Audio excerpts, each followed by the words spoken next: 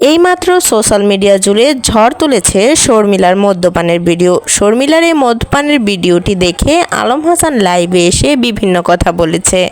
শর্মিলার এই ভিডিও দেখে বোঝা যাচ্ছে যে বাসায় একটা পার্টির আয়োজন করে তারা সেখানে সবাই মিলে এই পানীয় পান করেছে। তবে বিষয়টি এটা নয়, তারা কোনো খাওয়ার ভিডিও দেখায়নি, মূলত এটা নিয়ে যেই নাচের ভিডিও সেটা দেখিয়েছে। তবে সেই ভিডিও দেখেই আলম হাসান লাইভের মাধ্যমে এসে শর্মিলাকে কি বলল সেটাই আজকে আপনাদেরকে ছোট্ট করে দেখাবো, সেই ভিডিও এবং ভিডিও ফুটেজ।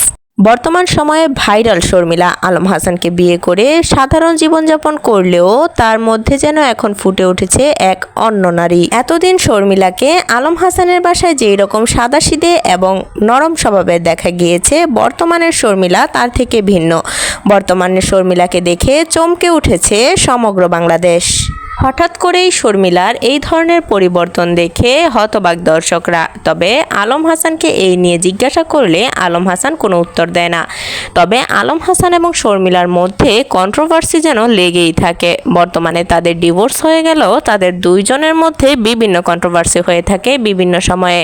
একটি ভিডিওতে আলম হাসান শর্মিলার ব্যাপারে বলতে গিয়ে বলেছিল যে তাদের যেদিন বিয়ে হয় সেদিন শর্মিলা অনেক টাকার মদ কিনে সেটা তার বন্ধুরা মিলে পান করে। তবে আলম হাসানের এই কথা পুরোপুরি অস্বীকার করে শর্মিলা জানিয়েছে যে এই ধরনের কোনো কাজ আমরা করিনি, এগুলো মূলত শর্মিলার নাম খারাপ করার জন্যই আলম হাসান দর্শকদেরকে এই কথা বলছে। তবে এখন শর্মিলার এই ভিডিওটা দেখার পর দর্শকরা পুরো ক্লিয়ার হয়ে গেছে যে শর্মিলা কোন ধরনের মেয়ে। তবে বর্তমানে সোশ্যাল মিডিয়া যুগে শর্মিলার এত ভাইরাল থাকার পরও কেন শর্মিলা এই ধরনের ভিডিও তৈরি করছে? মূলত ভিউয়ার্স, আপনারা হয়তোবা দেখে থাকবেন শর্মিলার হাতে যেই বোতলটি ছিল সেটি হয়তোবা মদ্যপানের ভিডিও ছিল না, সেটি হয়তোবা সেই ধরনের কোনো বোতলও ছিল না।